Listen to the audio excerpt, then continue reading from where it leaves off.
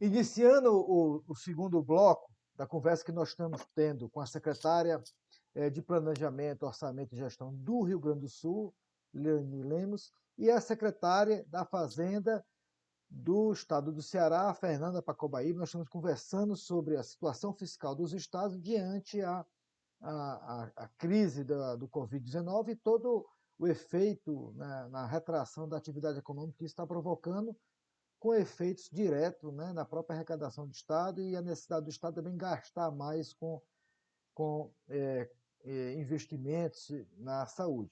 Eu deixei uma pergunta no primeiro bloco e eu queria repetir aqui. Diante de toda essa situação, o que é que o Estado do Rio Grande do Sul, comandado pelo governador Eduardo Leite, inclusive tive a honra, né, de conversar com ele uma vez, uma pessoa extremamente inteligente, capaz, um grau de maturidade para a idade que ele tem, de gestão muito grande. Ele foi prefeito de Pelotas, muito bem avaliado, né? Terminou o governo dele Sim. com uma avaliação muito grande. Então, é uma pessoa que realmente tem um compromisso muito grande com o Estado do Rio Grande do Sul e é do PSDB. Então, nós temos agora no Estado de Ceará um gestor também extremamente qualificado, preocupado com a gestão fiscal do Estado, preocupado com o investimento. O governador Camilo tem feito esforços muito grandes, principalmente é, em aparelhar o Estado de condições. Ele trouxe a universidade para dentro dos estados, nas diversas secretarias, através de um programa chamado Cientista-Chefe, onde ele aposta na ciência para resolver os problemas do Estado. Então, é exatamente o que nós estamos precisando a nível nacional. É a ciência comandando as decisões dos gestores, e nesse momento, principalmente, né, a palavra da saúde ela é a mais importante. Então, eu acho que há um consenso entre nós, entre os dois estados, eu digo, que o isolamento horizontal, ou seja, o confinamento para evitar, né, para achatar a curva, como diz, ou seja, para espalhar os casos, para não comprometer o sistema de saúde, ela é essencial. Por exemplo, no caso do Estado de Ceará, Fernando, você vai ter uns números tão bem quanto eu, mas o investimento em saúde tem sido os maiores investimentos do Estado. Construção de hospitais regionais, construção de policlínicas. Então, o Estado se vem fazendo nos últimos anos investimentos muito importantes na saúde. Mesmo assim, uma pandemia com essa característica, nenhum Estado brasileiro, nem o país, nem os Estados Unidos consegue, que é um país extremamente rico, consegue dar resposta na velocidade que é necessária. Por isso, Fernanda, que agradeço a sua menção ao nosso artigo hoje na Folha de São Paulo, sobre quais são as lições que essa pandemia traz para a gente. Quer dizer, traz para o Brasil, mas traz para todo mundo. A necessidade de coordenação e ações sanitárias em todos os países, porque quando nasce uma pandemia em um país, dado a globalização, o movimento de mercadorias e de pessoas, a facilidade com que isso se espalha para o outro país e possa gerar grandes prejuízos na economia é o que a gente está assistindo agora. Então a gente vai ter que sair dessa situação numa tarefa de coordenar mundialmente. A Organização Mundial de Saúde ela precisa se empoderar mais ainda para ter essa capacidade de coordenar essas ações. Né? Mas aqui fica, já entrando já no segundo bloco, na pergunta que eu deixei, o que é que cada estado está fazendo, Leonir? O que é que o Rio Grande do Sul está tomando as medidas principais para enfrentar o problema? E a questão do isolamento social realmente a lógica do governador Eduardo Leite, não é isso? Sim, até o momento sim, Flávio, a gente tem, o governador, assim que se instala essa crise, né, que ela chega com mais intensidade, ele instalou toda uma governança da crise. Criou um gabinete de crise, um conselho que inclui sociedade civil, setores produtivos, que inclui representantes dos outros poderes.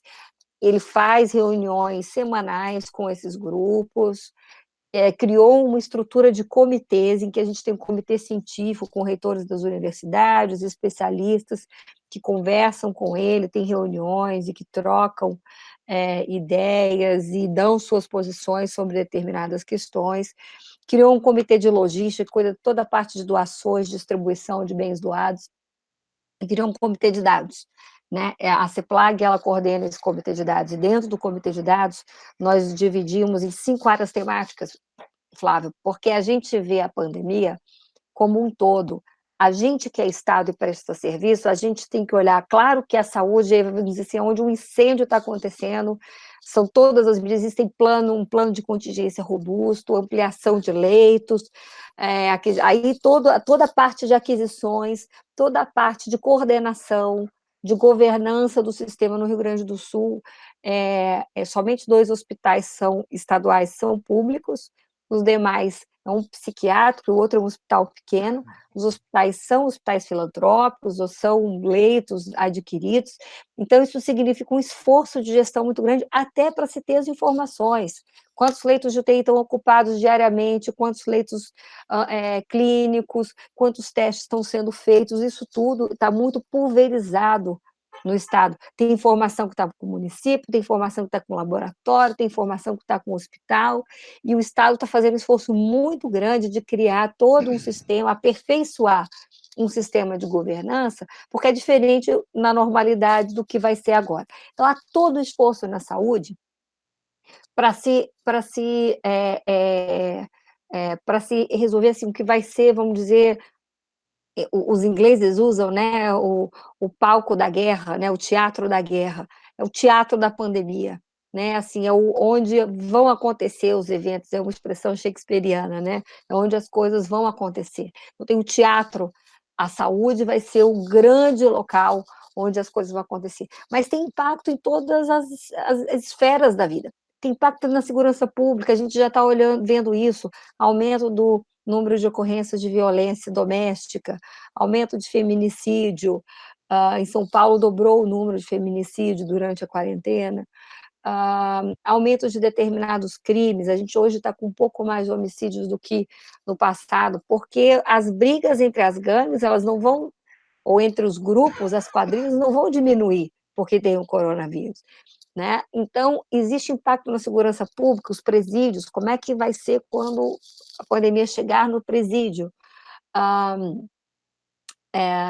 todo o impacto que isso tem na economia, que era tudo que a gente estava discutindo no primeiro bloco, né? A queda na arrecadação, o desemprego, o aumento da informalidade, todos esses impactos, todos esses riscos que vão acontecer na área de economia, de segurança pública, nas políticas sociais, as pessoas mais vulneráveis, o que vai acontecer nas habitações que a gente chama, o IBGE chama, né, subnormais, né, que tiverem um número muito grande de pessoas ali e que não têm acesso à água, que não tem, às vezes, uma infraestrutura básica. Ali, se uma pessoa pega, ela não vai contaminar 2 ou 3, como é mais ou menos a regra, ela vai contaminar 5, 6, todo mundo. Então vai ter um impacto sobre a vida das pessoas e sobre a nossa estrutura de assistência social, sobre a logística. Olha, todos nós estamos aqui usando a internet intensamente. Já está tendo problema, né? A gente, nos primeiros dias lá no Rio Grande do Sul, foi uma sobrecarga no sistema, às vezes a gente tinha dificuldade de carregar um documento,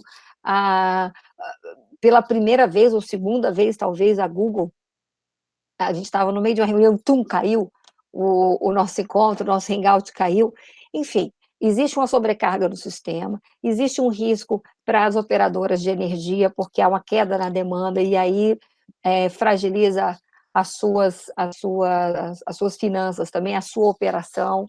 Então, tem riscos em todos os aspectos da vida que a gente imaginar. Coleta de lixo, coleta de resíduos sólidos, né? A gente estava hoje fechando essa matriz de risco, foi um trabalho que foi feito lá pela CEPLAG, validado por esses grupos de trabalho, e que justamente identificou 44 eventos críticos. Então, a gente identificou riscos, os indicadores que vamos monitorar para ver como esses riscos estão ocorrendo e ações para mitigar os eventos, né? Isso eu acho que é um trabalho também pioneiro, a gente até mostrou para Casa Civil da Presidência da República, eles gostaram muito lá, o pessoal da Débora Arocha, né?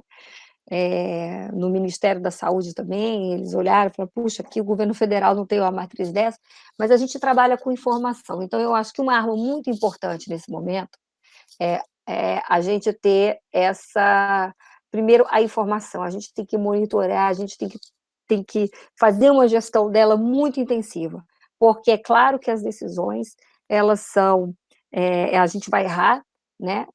Vocês economistas, eu não sou economista, eu sou cientista político, falo informação assimétrica, né? A qualidade das nossas decisões depende muito da qualidade da informação. A gente sabe que não tem informação perfeita, mas a gente diminuir essa incerteza é um papel muito relevante que a ciência pode ajudar nesse momento. E nós estamos trabalhando intensamente com dados, com informações, com estudos, com projeções, usando modelagem matemática e usando esse estudo que você citou, Flávio. Nós fizemos um estudo de base amostral, testagem da população com base amostral. O desenho são 4 rodadas, 4 inquéritos, como se chama no Sul, de aplicação de 4.500 testes estratificados, feito por estratificação, feito com base amostral, em 9 municípios do estado do Rio Grande do Sul, que representam 31% da população. O primeiro resultado saiu agora quarta-feira. Nesse primeiro resultado, o que se percebeu? Que o número, claro que tem margem de erro, todas as ressalvas que nós cientistas sabemos que tem que existir, especialmente no estudo como esse, que é o base zero, que a gente está chamando, é o primeiro estudo, e que foi coletado bem no início da pandemia. Então, ainda é assim, olha, como começa uma prevalência muito baixa, 0,05, mas isso significa 5.650. Nós temos cerca de 800 casos registrados. Vou até atualizar aqui o nosso dashboard. O nosso dashboard ele é atualizado, 831 casos agora no Rio Grande do Sul. Nosso modelo mostrou que são cerca de 5.700, 15 dias atrás. Então, dá para 15 dias atrás, cerca de 11 vezes, se a gente contar da data de coleta, Alto, né? ou 15 vezes o número de casos confirmados. Então, isso demonstra o que a literatura já está mostrando, vários artigos acadêmicos e artigos de jornais, mostrando que a prevalência é muito maior do que aquela de casos confirmados, que são os que chegam nos hospitais. E isso a gente vai monitorar, cada 2 semanas, daqui a 2 semanas, no outro sábado a gente já começa a segunda rodada, e ao longo de 2 meses, pelo menos, na primeira previsão, é o que a gente vai fazer. E com isso, a gente vai ajustar, monitorar os leitos de saúde, sala de gestão, envolvimento da sociedade para isso, e obviamente a gente tem que pensar em estratégias de isolamento. A gente está trabalhando muito intensivamente com esses dados de aglomeração, dados da Inloco, dados da Google,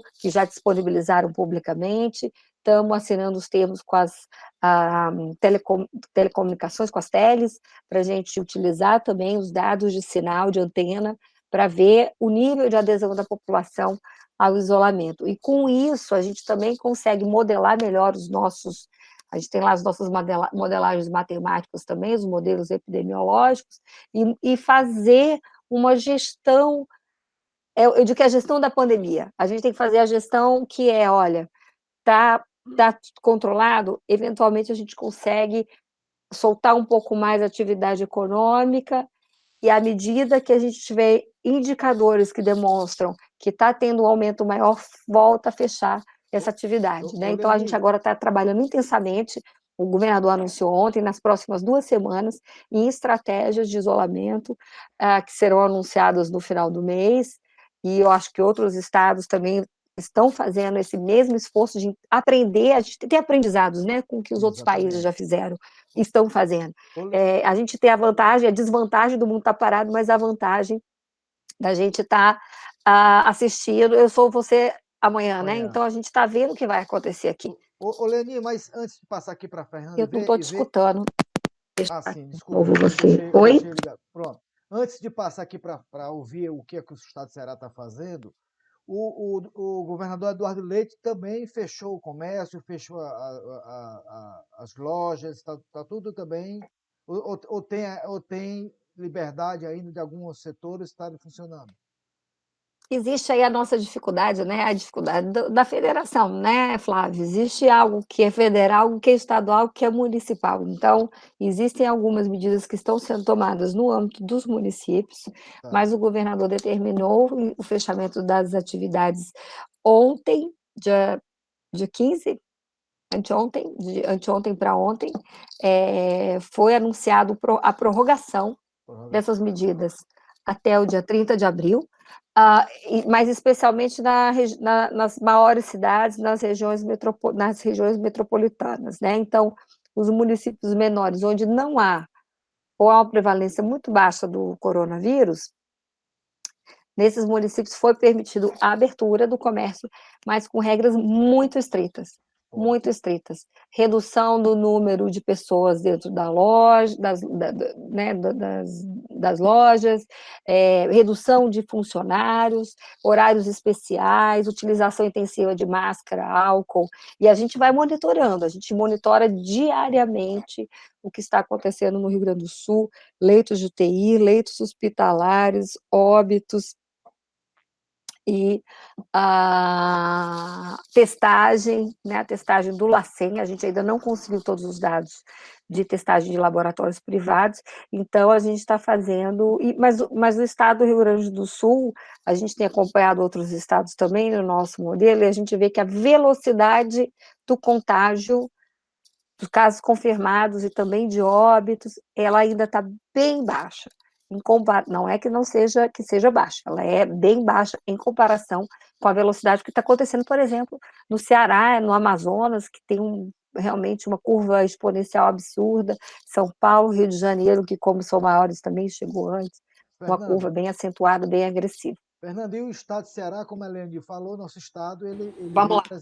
ele vem apresentando uma velocidade de contágio muito grande, né? E tem se colocado aí com grande preocupação junto com São Paulo, Rio de Janeiro, e o estado de Ceará por conta, o lado bom é que os hubs aéreos, que internalizou muito, né, a conexão com outros países e a vinda de estrangeiros para Fortaleza, etc., isso também ajudou a proliferar mais rápido também o novo coronavírus, né? E que você que está na liderança também desse comitê no Estado, quais são, se pudesse nos resumir, as principais ações que o governo do Estado de Ceará vem tomando, né, nessa direção de enfrentar todo esse problema? Assim, eu vou partir, Flávio, se você me permitir, para uma outra Total. perspectiva que ela tem um viés mais ligado ao lado fiscal Isso, e de redução de despesas, né? Que o isso. Ceará, enfim, a gente poderia falar também dessa questão das medidas de saúde, mas eu separei aqui dois blocos de medidas que o governador tomou de pronto, que são bem interessantes também. O primeiro deles foi vocacionado a atender alguns pleitos do setor produtivo, né? Especialmente medidas tributárias, tá? Que pudessem suavizar. A gente sabe que o Brasil é um dos países do mundo em que mais se gasta tempo no planeta para cumprir burocracia tributária, né? Quase 2.000 horas os nossos contribuintes gastam para preencher papel, entregar formulários, etc. e tal. Então, nessa medida, nós tivemos um decreto bem completo de suspensão de auditoria fiscal, de monitoramento fiscal, auditoria ampla, restrita, suspensão de procedimentos de autorregularização que estavam em curso, prorrogação de regimes especiais de tributação, prorrogação de entrega de escrituração fiscal digital, suspensão de inscrição em dívida ativa, suspensão de execução fiscal, né? Então, assim, nós tivemos um pacote bem grande relacionado a isso aí. O que é o mais importante aí, esse cuidado do governador com o setor produtivo, especialmente com os pequenos negócios, que aqui, Leani, no Ceará, o Simples Nacional abarca 90% dos nossos contribuintes. Talvez no Sul seja um pouco menos, mas para a gente aqui representa 90% das nossas empresas, em termos numéricos. E aí foi feita a prorrogação do pagamento do Simples Nacional para 90 dias à frente, né? O que abrange 90% dos contribuintes. Porque os grandes contribuintes também pediram parcelamentos, pediram para não pagar nesse momento, mas o foco nosso foi nos pequenos empregos, nos pequenos negócios, até porque eles têm uma capilaridade de empregabilidade muito grande. Né? Outra medida que foi tomada e foi bem importante também do governo do Ceará é uma medida vocacionada a controle de despesas, que é o que a gente denominou aqui de plano de contingenciamento. Esse plano de contingenciamento, ele visa especialmente atacar as nossas outras despesas correntes aí, né? Gastos com material, com contratação de serviços, enfim, com serviços públicos, com gasto de combustível, aluguel de viaturas, diárias, passagens aéreas, novos eventos. Então, praticamente tudo isso foi para o andar de cima, está em stand-by, para que nós consigamos também ter o máximo de economia. Hoje estava em trâmite na Assembleia Legislativa uma lei para proibir, nesse ano de 2020, promoções e ascensões de servidores. E uma coisa que o Brasil precisa saber, Flávio, que é motivo de orgulho para o Ceará, que é a existência no nosso estado, primeiro estado que fez isso, que é um conselho fiscal em que sentam todos os poderes para discutir o orçamento, porque o Caixa, gente, só tem um, né? Então, assim, muitas das vezes, alguns poderes em algumas unidades da federação têm mais dificuldade de ter essa empatia, às vezes, dentro do próprio Estado. Porque com toda a crise, tradicionalmente o executivo paga a conta e alguns outros poderes têm mais dificuldade de querer repartir o prejuízo ou de sofrer cortes. E aqui no Ceará nós temos esse Conselho Fiscal que inclusive está num dos projetos do governo federal. Eu acho que é na PEC 188, né? Que é essa criação no âmbito federal, mas o conselho prioritário foi feito aqui no Ceará. Para a gente é uma medida muito boa, porque sentam todos os poderes, acordam, isso é repassado. Está aqui, ó, o déficit de arrecadação é tanto, a gente precisa cortar, existe um ambiente sinérgico. Porque imagina no ambiente você precisa desenvolver essa empatia e você, dentro de casa, você não consegue. Né? Então, isso aí é algo que a gente precisa também incrementar. Fora isso, o governador tomou diversas medidas, e aí, você falando aí da sensibilidade, o governador é um cara extremamente sensível, especialmente com a população mais pobre do nosso estado, tem um apreço muito forte, né? Sabe do peso da desigualdade. Nós somos um estado com muita pobreza, infelizmente, com muita desigualdade, o estado do Ceará, mesmo com todo esse esforço que vem sendo feito há muitos anos no estado do Ceará, nós ainda temos mais de 1 milhão de cearenses que vivem abaixo da linha da extrema pobreza. Isso é um dado para a gente né, dói nosso coração, e essas pessoas, no momento desse, ficam com muita dificuldade. Então, houve alguns encaminhamentos do governo relacionados à conta de energia, até 100 quilowatts, relacionados ao Vale Gás, porque tem uma parcela da população que hoje não consegue comprar mais o gás para se alimentar, vale alimentação para os estudantes, no montante de R$ 80. Então, assim, né, eu trouxe uma perspectiva diferente de Leani, mas também, certamente, o Rio Grande do Sul deve ter um pacote nessa medida também implementado. Isso. Inclusive, o cartão Mais Infância, né, que complementa o Bolsa Família daquelas famílias mais pobres do estado de Ceará, que a primeira-dama ela vem conduzindo muito bem esse programa, também é um outro programa de reforço à renda da população mais pobre do Ceará. Isso é uma coisa super importante, né? A gente olhar também para os mais vulneráveis. O estado do Rio Grande do Sul também está nessa mesma página. A gente, por exemplo, a parte de merenda escolar continuou sendo fornecida nesse período. Nós estamos aí com uma compra, segunda-feira, de 200 mil cestas básicas para as famílias das crianças vulneráveis do sistema nosso educacional. São 200 mil famílias, 200 mil cestas, e também estamos já na formulação de um projeto de lei que vai ser para a criação de um fundo de doações, que a gente possa ter o recurso, e ao mesmo tempo estamos discutindo os critérios de distribuição de recursos diretamente para as famílias, que a gente sabe que é a melhor meio. Mas eu sei que nós estamos terminando, né, Flávio? Não, mas se a gente tiver um minuto, eu queria só exibir... Eu queria só exibir aqui essa nossa página, que é a página do... Opa, peraí, não é essa. Pronto. Não. Está aparecendo para vocês? Tá sim. Mas sim. Não é essa bonita, não, é outra bonita, peraí. É outra bonita. É a nossa página dos riscos. Eu queria apresentar para vocês o nosso mapeamento de risco. Eu fui mostrar a tela do aplicativo e aí ela me muda a página, eu não sei por quê. Ela aparece para você uma página... Você pode também... Pronto. Aqui, ó, agora é essa daqui que eu queria mostrar para vocês. Porque aqui, Flávio e Fernanda, a gente fez um mapeamento, aqui é um resumão, né? É uma síntese setorial e pelo nível de criticidade. Então, aqui na saúde, por exemplo, qual que é o risco mais crítico? Sobrecarga do serviço de saúde pelo alto número de pacientes hospitalizados por Covid. Mas você também vai poder assistir se realmente houver uma sobrecarga de sistema, um aumento de morbidade por outras doenças respiratórias, e também a indisponibilidade de profissionais de saúde por conta do próprio contágio maior que acontece nos hospitais, o alto contágio em aglomerados subnormais, o que a gente estava falando ali, né, das favelas, das vilas, como nos chamam no Rio Grande do Sul, que são esses aglomerados mais vulneráveis, com falta de infraestrutura, escassez de recursos ou produtos no mercado por causa do próprio combate à pandemia, enfim, a gente fez todo esse mapeamento de acordo com o nível de criticidade, são os críticos, os significativos e os medianos.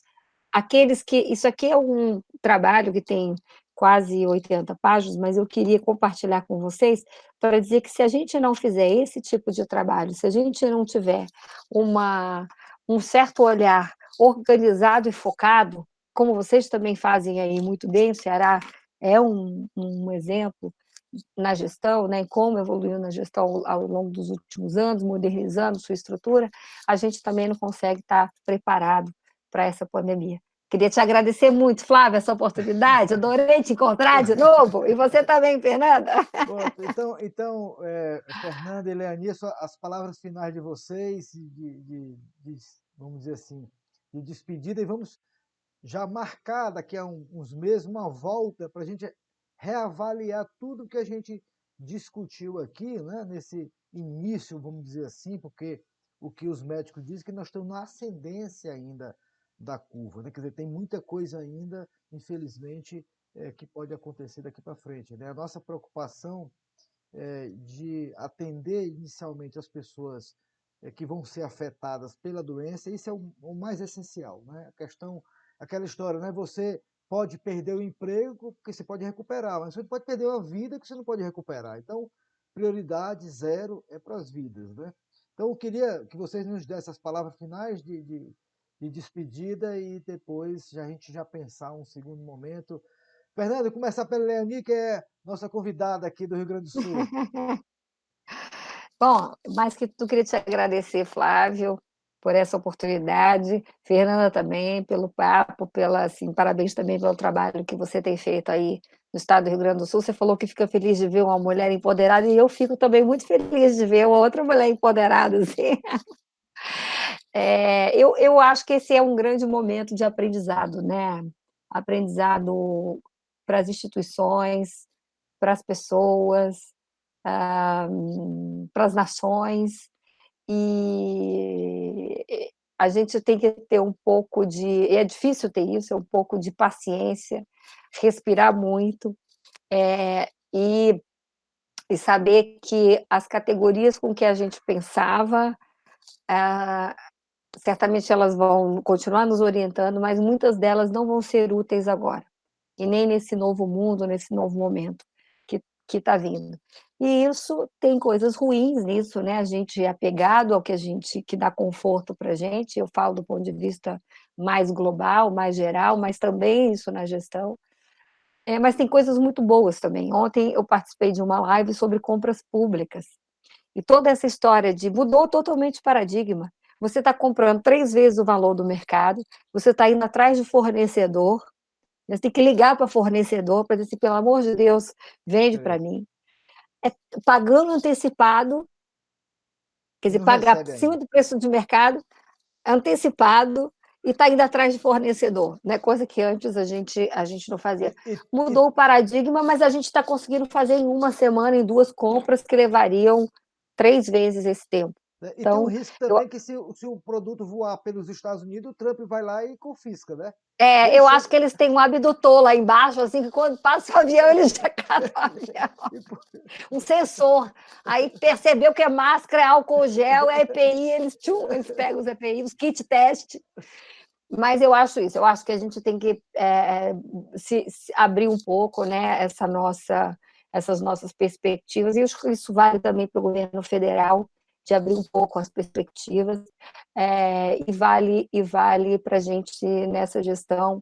Eu acho que vai ser muito difícil, a gente vai ter momentos muito duros, a gente vai ver muitas coisas ruins acontecendo, nos próximos meses. Eu não estou muito otimista, sabe? Eu acho que a gente tem uma capacidade, o ser humano tem uma capacidade inventiva muito grande, a gente vai superar, a gente tem uma resiliência, a gente é guerreiro, né? A gente sobreviveu até aqui, sobreviveu a meteoro, dinossauro, né? E estamos aqui.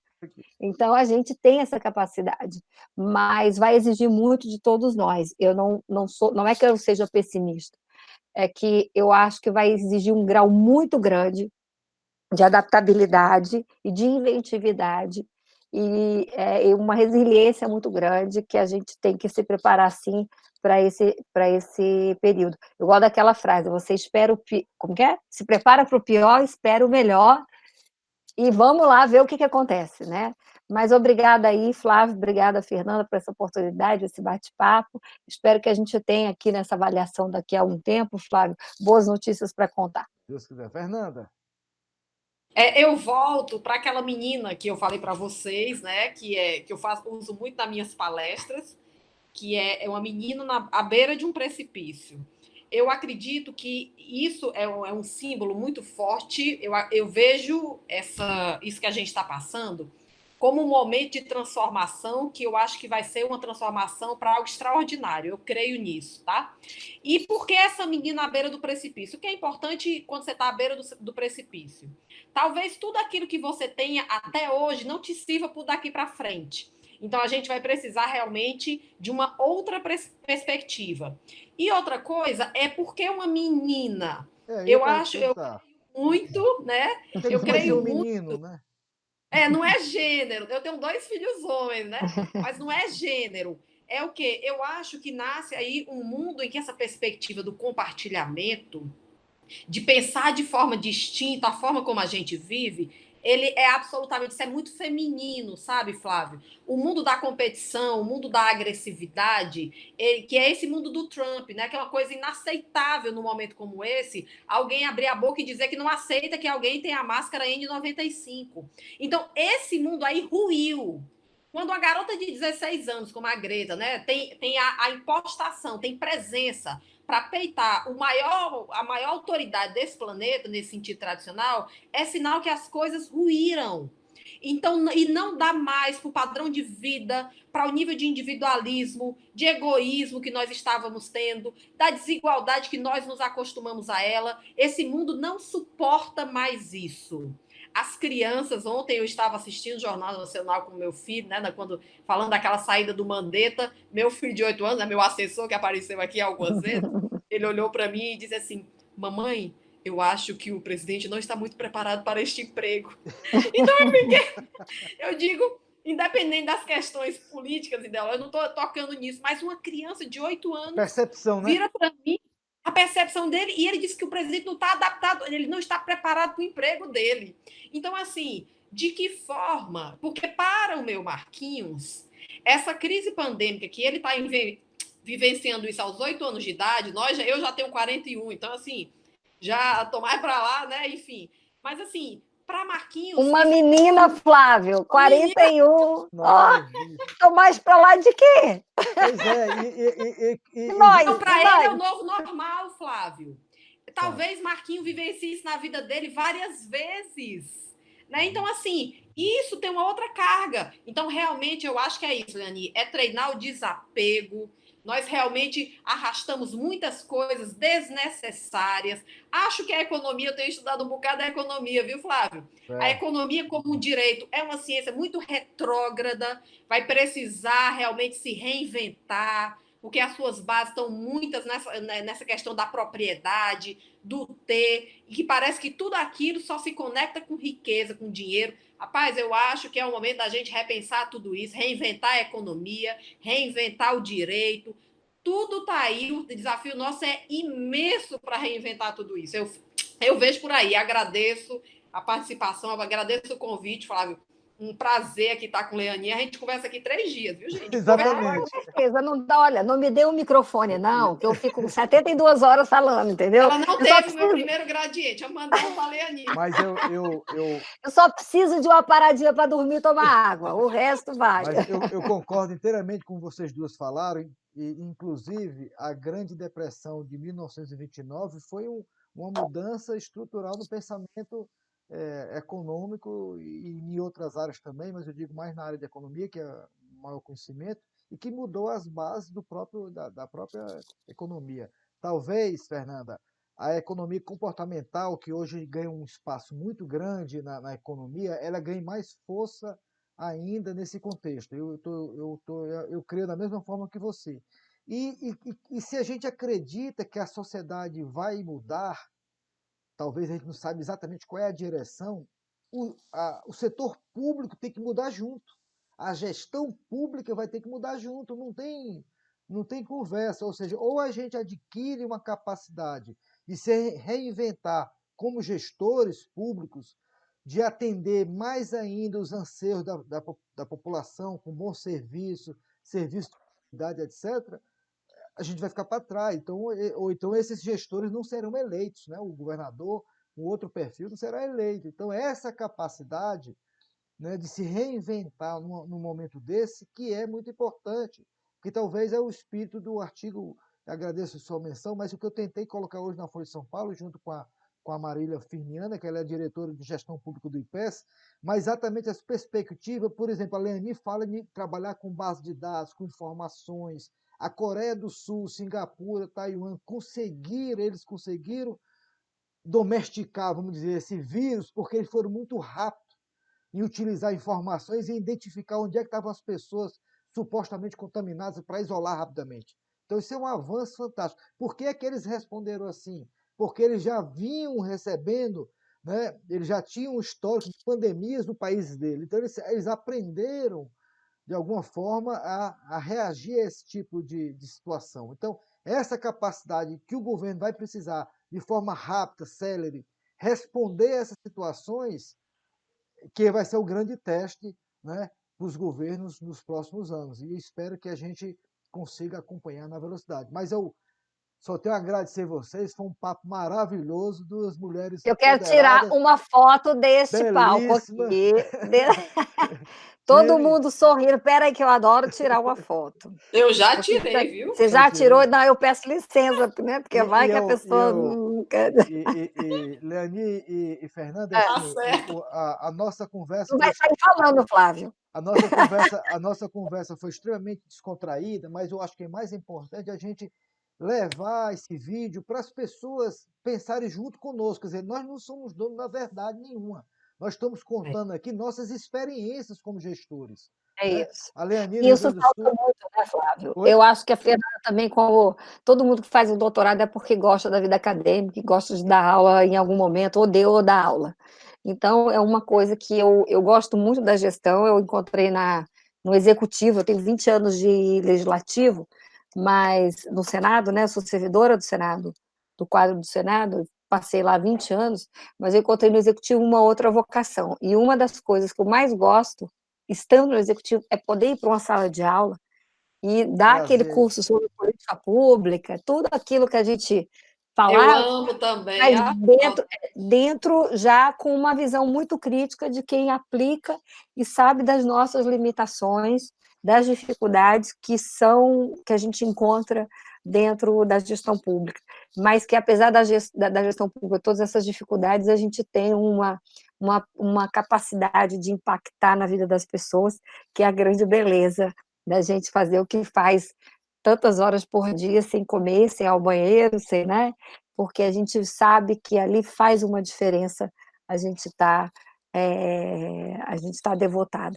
Agora todo mundo paradinho, olhando para a tela, sorria, Flávio. Aí vou mandar para vocês. Gente, super obrigada, grande abraço. Tchau.